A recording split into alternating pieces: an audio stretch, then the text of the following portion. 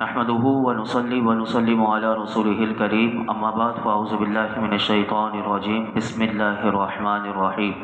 فاتخذت من دونهم حجابا فأرسلنا إليها روحنا فتمثل لها بشرا سويا۔ تو ان لوگوں سے ادھر ایک پردہ کر لیا تو اس کی طرف ہم نے اپنا روحانی جبرائیل بھیجا تو وہ اس کے سامنے ایک تندرست آدمی کی صورت بن گیا۔ اس آیت کریمہ میں اللہ رب العالمین نے ارشاد فرمایا کہ جب حضرت مریم رضی اللہ تعالیٰ عنہ خلوت میں تشریف لے گئی تو آپ نے اپنے اور گھر والوں کے درمیان پردہ کر لیا۔ اس وقت اللہ رب العالمین نے حضرت جبریل علیہ السلام کو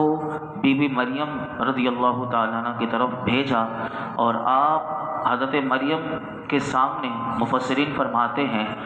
نوجوان بے ریش اور روشن چہرے اور پیچ دار بالوں والے آدمی کی صورت میں آپ ان کے سامنے ظاہر ہوئے۔ حضرت جبریل علیہ السلام کا انسانی شکل و صورت میں آنے کی حکمت یہ تھی کہ حضرت مریم رضی اللہ تعالیٰ عنہ ان کے کلام سے مانوس ہوں، اور اگر وہ اپنی نوری بشری اس میں آتے تو پھر ہو سکتا تھا کہ وہ خوف کھا جائیں، تو اللہ رب العالمین نے اس وجہ سے آپ کو انسانی شکل و صورت میں بھیجا تاکہ آپ ان کے کلام کو سن بھی سکیں اور ان سے خوف نہ کھائیں، اور اگر آپ ملکوتی یعنی جو صفت ہے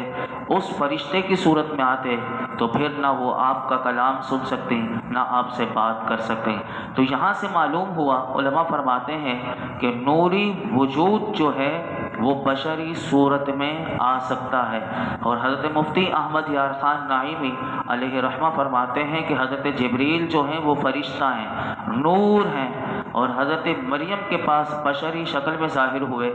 اس وقت اس بشری شکل کی وجہ سے یہ کوئی نہ سمجھے کہ حضرت جبریل سے نورانیت علیحدہ ہو گئی تھی، بلکہ وہ اپنی نورانیت کے ساتھ ہی تھے لیکن بشری صورت میں آپ کے ساتھ آئے۔ اور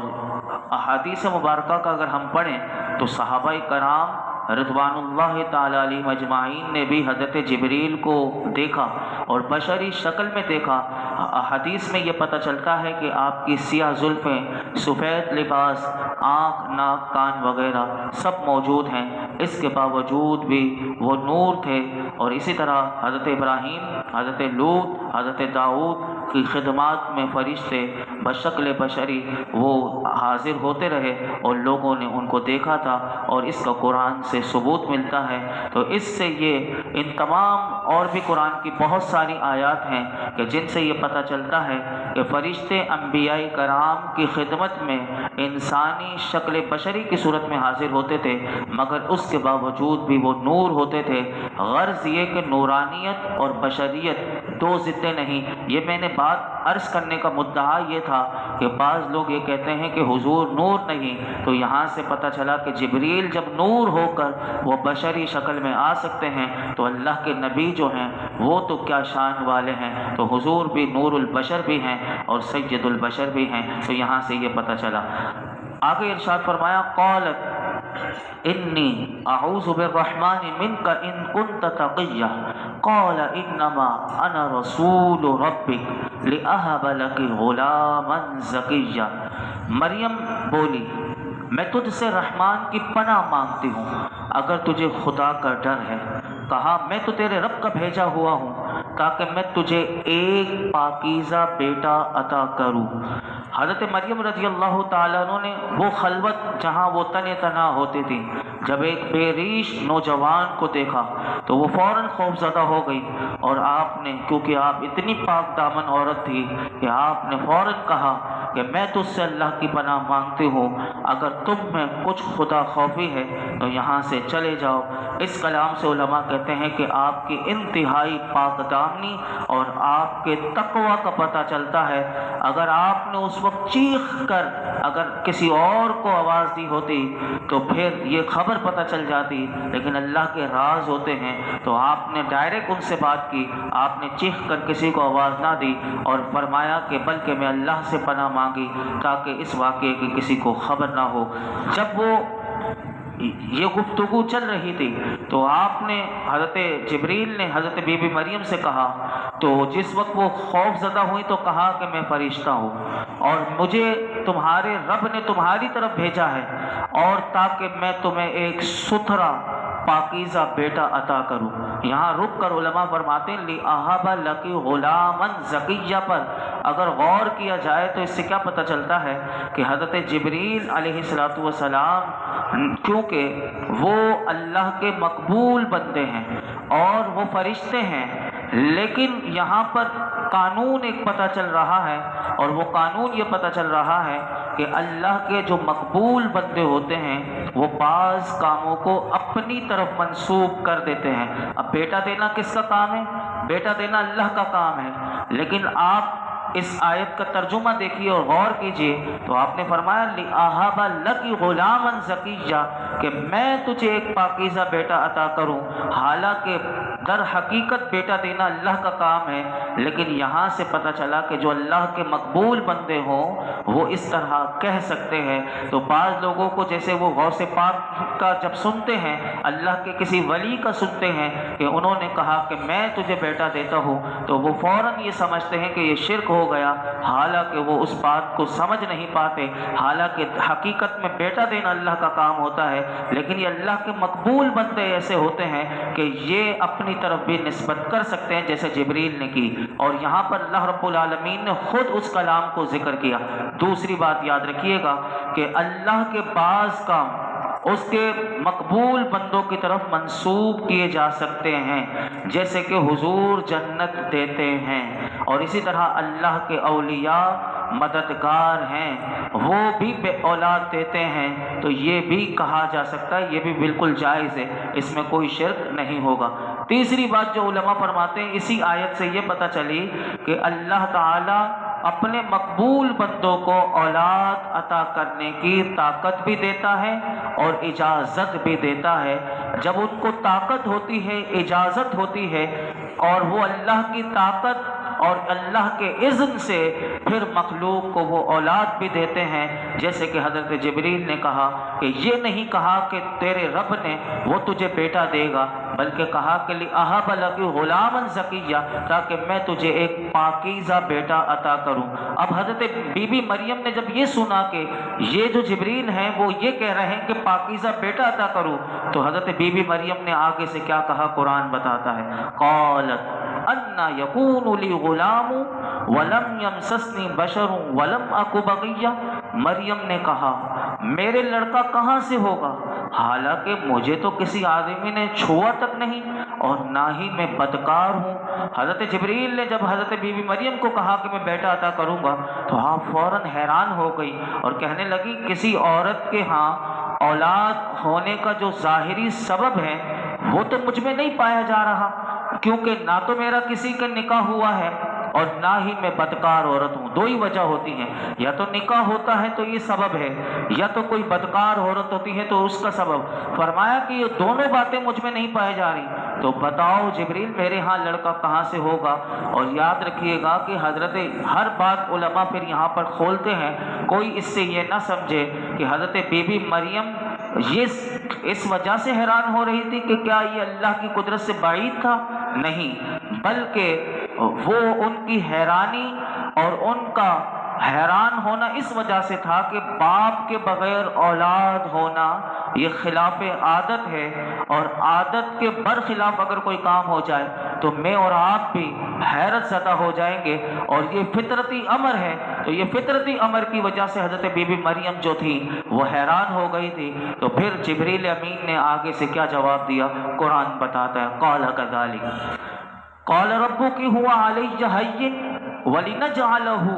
آية للناس ورحمة منا وكان امرا مقضيا۔ جبریل امین نے کہا ایسا ہی ہے، تیرے رب نے فرمایا ہے کہ یہ میرے اوپر بہت آسان ہے، اور تاکہ ہم اسے لوگوں کے لیے نشانی بنا دیں اور اپنی طرف سے ایک رحمت بنا دیں، اور یہ ایک ایسا کام ہے، یہ ایسا کام ہے کہ جس کا فیصلہ ہو چکا ہے۔ حضرت جبریل نے بی بی مریم کو جواب دیا، اے مریم اللہ کی مرضی یہی ہے کہ وہ آپ کو کسی مرد کے چھوئے بغیر لڑکا عطا فرمائے گا،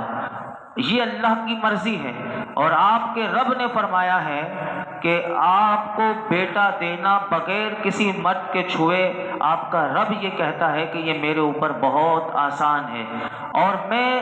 کیونکہ اسباب اور واسطوں کا محتاج نہیں ہوں، اور آپ کو بیٹا دینے کی حکمت بھی اللہ نے بتا دی ہے کہ آپ کو بیٹا اس وجہ سے دیا جائے گا کہ یہ بیٹا ہم لوگوں کے لیے نشانی بنا دیں گے اور اپنی قدرت کی برہان دلیل دیں گے، اور ان لوگوں کو اس بیٹے کے ذریعے ایک رحمت بنا دیں گے کہ جو اس دین کی پیروی کریں گے اور اس پر ایمان لائیں گے، کیونکہ یہ ساری باتیں بتا دی گئیں کہ آپ کو بیٹا بھی ملے گا، وہ اللہ کی برہان بھی ہوگا، وہ لوگوں کے لیے نشانی بھی ہوگا، اور یہ نبی بھی ہوگا، اور نبی بھی ہوگا جو اس کی پیروی کریں گے وہ اس پر ایمان لائیں گے، یہ سارا کام ہوگا۔ اور فرمایا کہ یہ اللہ کے علم میں یہ فیصلہ ہو چکا ہے جو اب نہ رد ہو سکتا ہے نہ بدل سکتا ہے۔ جب حضرت مریم رضی اللہ تعالیٰ عنہ کو اطمینان ہو گیا اور ان کی پریشانی جاتی رہی کہ یہ سارے جوابات پتہ چل گئے کہ یہ اللہ کی طرف سے ہے، تو پھر علماء فرماتے ہیں، مفسرین نے یہاں پر لکھا کہ حضرت جبریل نے آپ کے گریبان میں یا آستین میں یا دامن میں یا منہ میں، یہ 4 روایتیں ہیں کہ ان چاروں میں سے کسی جگہ آپ نے پھونک ماری، تو یہاں سے پتہ چلا پھونک کا اثر بھی ہوتا ہے، تو آپ نے گم کیا، اور کم کی جیسے ہی پھر اللہ کی قدرت سے جبریل امین نے دم کیا، جیسے ہی اسی وقت آپ حاملہ ہو گئی۔ جب حاملہ ہو گئی تو پھر کیا ہوا قرآن بتاتا ہے فَحَمَلَتْهُ فَانْتَبَذَتْ بِهِ مَكَانًا قَصِيًّا، پھر مریم حاملہ ہو گئی تو اسے لے کر ایک دور کی جگہ چلی گئی۔ تو جب حضرت بی بی مریم کو اپنے حمل کے آثار ظاہر ہوئے تو حضرت مریم کو اللہ نے الہام کیا کہ اب آپ یہاں سے، یعنی جس جگہ آپ خلوت زدہ ہیں، آپ یہاں سے اس جگہ کو چھوڑیے اور دور اس جگہ سے چلی جائیے جو بیت اللحم میں، پھر علماء کہتے ہیں آپ وہاں چلی گئی۔ لیکن یہاں پر روایتوں میں ایک اور بات آتی ہے کہ سب سے پہلے جس شخص کو حضرت بی بی مریم رضی اللہ تعالیٰ عنہ کے حمل کا علم ہوا کہ آپ حاملہ ہیں، وہ روایت میں آتا ہے وہ آپ کا چچا زاد بھائی تھا جس کا نام یوسف نجار تھا، جو بیت المقدس کا یہ بھی خادم تھا اور یہ بڑا عابد شخص تھا۔ جب اس کو پتہ چلا کہ حضرت مریم جو ہیں وہ حاملہ ہیں تو اسے بھی بہت حیرت ہوئی، اور وہ جب چاہتا کہ حضرت بی بی مریم پر تہمت لگائے تو لیکن تہمت لگانے سے پہلے وہ کیونکہ جانتا تھا کہ بی بی مریم عبادت اور تقوی اور ان کا ہر وقت اللہ کی بارگاہ میں حاضر رہنا، اور کسی وقت بھی وہ جو جگہ تھی جہاں وہ عبادت کیا کرتے تھی وہ غائب نہیں ہوا کرتی تھی، جب یہ باتیں یاد کرتا تھا تو یوسف نجار خاموش ہو جاتا تھا، لیکن جب وہ حمل کا خیال کرتا تو پھر اس کو، یعنی بی بی مریم کو وہ بری سمجھنا مشکل اس کے لیے معلوم ہوتا۔ بالآخر اس نے ایک عرصے تک تو یہ اپنے دل میں یہ باتیں آتی رہیں، لیکن اب اس کے دل میں ایک بات آئی کہ میں ہر چند یہ چاہتا ہوں کہ میں نہ کہوں، لیکن وہ حضرت بی بی مریم کے پاس آتا ہے اور آ کر اپنی، اب دیکھیں یہاں ایک ادب بھی بتایا جا رہا ہے کہ تہمت لگا دینی نہیں چاہیے کسی پر کہ فوراً سنا کسی دوسروں کو بتانا شروع کر دیا، بلکہ آپ کو چاہیے کہ اسی کے پاس آ جائے کہ جس سے آپ کو کوئی مسئلہ ہو رہا ہے، اس سے کیا ہوتا ہے معاملہ سلجھ جاتا ہے، الجھتا نہیں، فوراً ختم ہو جاتی ہے، اور اگر تہمت لگ گئی تو پھر گناہوں کا سلسلہ شروع ہو جاتا ہے۔ لیکن یوسف نجار جو تھے کیونکہ وہ بھی عبادت گزار تھے تو وہ بی بی مریم کے پاس آئے اور کہا کہ میرے دل میں ایک بات آئی ہے، ہر چند یہ چاہتا ہوں کہ میں اپنی زبان پر یہ بات نہ لاؤں، لیکن مجھ سے اب صبر نہیں ہوتا، آپ اجازت دیجئے تو میں عرض کروں، میرے دل کی پریشانی رفع ہو جائے۔ تو حضرت بی بی مریم بھی کیا گفتگو کی، آپ نے جب اس کو یوسف نجار کو کتنا خوبصورت جملہ کہا، آپ نے کہا کہ اگر کہنا ہے تو اچھی بات کہو، اچھی بات کہو۔ تو اس نے آغاز کیسا کیا سنیے، اس نے کہا کہ مریم مجھے بتاؤ کیا کھیتی جو ہے وہ بغیر بیج کے، اور درخت جو ہے وہ بغیر بارش کے، اور بچہ بغیر باپ کے ہو سکتا ہے؟ یعنی یہ 3 سوال پوچھے۔ تو بی بی مریم نے اس یوسف نجار کو جو ان کا چچا زاد بھائی تھا اس سے کہا کہ ہاں ہو سکتا ہے، کیا تجھے معلوم نہیں کہ اللہ رب العالمین نے جو سب سے پہلی کھیتی بنائی تھی، جو پیدا کی تھی، وہ بغیر بیج کے پیدا کی تھی، اور فرمایا کہ جو سب سے پہلا درخت اللہ نے اگایا تھا وہ اپنی قدرت سے بغیر بارش کے اللہ نے اگایا تھا، تو کیا تو یہ کہہ سکتا ہے کہ اللہ پانی کی مدد کے بغیر درخت پیدا کرنے پر قادر نہیں؟ تو اس کو بات سمجھا دی، اور اس نے کہا، یوسف نے کہا، میں یہ تو نہیں کہتا، بلکہ میں تو اسی چیز کا قائل ہوں کہ اللہ کو ہر شے پر قادر ہے، جسے کن فرمائے وہ ہو جائے تو وہ ہو جاتا ہے۔ تو حضرت بی بی مریم نے فرمایا، کیا تجھے معلوم نہیں کہ اللہ نے حضرت آدم کو، ان کی بیوی کو بغیر ماں باپ کے پیدا کیا؟ حضرت جب یہ جملہ کہا تو یوسف نجار کو جو شبہ تھا، جو دل کی پریشانی تھی، وہ رفع ہو گئی، اور پھر اسے پتہ چل گیا کہ میری بہن جو ہیں وہ بالکل پاکیزہ ہیں، ان پر کوئی بدکاری کی تہمت نہیں۔ تو لیکن علماء فرماتے ہیں کہ اب وہ بی بی مریم کی جگہ ان کی نیابت میں اس مسجد کی خدمت کرنے لگا، اور حضرت بی بی مریم جیسے حمل ہوا تو وہ اتنی ضعیف ہو گئی کہ پھر کیا ہوا، تو یہاں پر ایک بات بتا کر پھر آگے کل ہم سماعت کریں گے۔ صرف ایک دو باتیں بتا کر میں اپنی گفتگو سمیٹتا ہوں۔ یاد رکھیے گا، یہ ہمارا یقین اور عقیدہ ہے کہ نہ پتہ ہو تو آج ہمارے علم میں اضافہ ہو جائے گا کہ اللہ رب العالمین نے جتنی کائنات میں مخلوق بنائی، ان تمام کی پیدائش اس نے اپنی قدرت کاملہ سے پہلے فرمائی، اور اس کے بعد اس مخلوق میں سے جس کی افزائش منظور تھی تو ان کی افزائش کے ظاہری اسباب اللہ نے دنیا میں پیدا فرمائے، اور انہی اسباب کے ذریعے مخلوق کی افزائش ہوئی، یعنی پیدائش ہوئی۔ اور یاد یہ بھی رکھیے گا کہ اسباب مقرر کرنے کے بعد اللہ نے اپنی قدرت کے اظہار کے لیے بعض مخلوقات کو ان کے ظاہری سبب کے بغیر بھی پیدا فرمایا، جیسے کہ حضرت حوا کو حضرت آدم علیہ السلام کی پسلی سے پیدا فرمایا، حضرت آدم کو خود بنایا، اور حضرت حوا کو ان کی پسلی سے پیدا فرمایا، اور حضرت عیسیٰ علیہ السلام کو بغیر باپ کے پیدا فرمایا۔ تو یاد رکھیے گا کہ کائنات میں اشیاء کی پہلی بار وجود میں آنے سے متعلق یہ وہ معتدل نظریہ ہے کہ جو ہمیں یاد رکھنا چاہیے، کہ جو عقل اور شریعت کے موافق ہے، جبکہ اس کے برعکس جو غیر مذہب والے لوگ ہیں، جیسے دہریے ہیں، وہ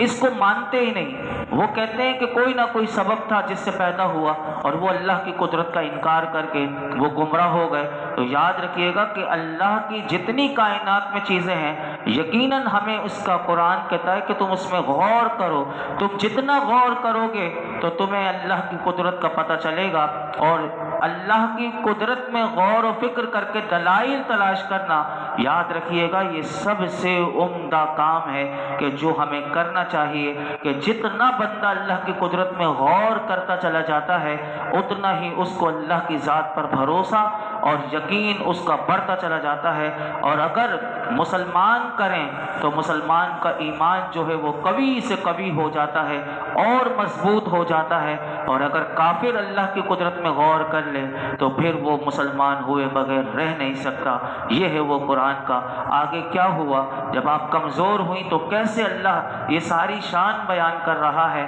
اور پھر سارا انتظامات بھی کیسے کر رہا ہے، یہ میرے رب کی قدرت ہے۔ یہ اس پورے واقعے میں اللہ رب العالمین ہم سب کو یقین کامل عطا فرمائے اور اپنا صحیح معنوں میں بندہ بننے کی توفیق عطا فرمائے۔ الحمدللہ رب العالمین، والصلاة والسلام علی سید الانبیاء والمرسلین وعلی آلہ واصحابہ اجمعین۔ یا رب العالمین، یا ارحم الراحمین، مولا کریم ہمارے تمام صغیرہ کبیرہ گناہوں کو معاف فرما، ہماری بے حساب مغفرت فرما، ہمارے والدین کی مغفرت فرما، میرے آقا کی تمام امت کی مغفرت فرما، درس قرآن کو اپنی بارگاہ میں قبول فرما، اخلاص اخلاص اخلاص کے ساتھ تیری رضا کے لیے سیکھنے سکھانے کی توفیق عطا فرما۔ سیکھنا سکھانا ہمارے لیے سمجھنا سمجھانا آسان کر دے، آسان کر دے، آسان کر دے۔ ہر قسم کی خطاؤں کے سے لغزشوں سے گناہوں سے ہمیں محفوظ فرما۔ کہ اللہ یہ درس قرآن میں جتنے حاضرین موجود ہیں، جس کے دل میں جو مراد ہو پوری فرما دے۔ صلی اللہ تعالی علی خیر خلق محمد وعلی آلہ وصحبہ اجمعین۔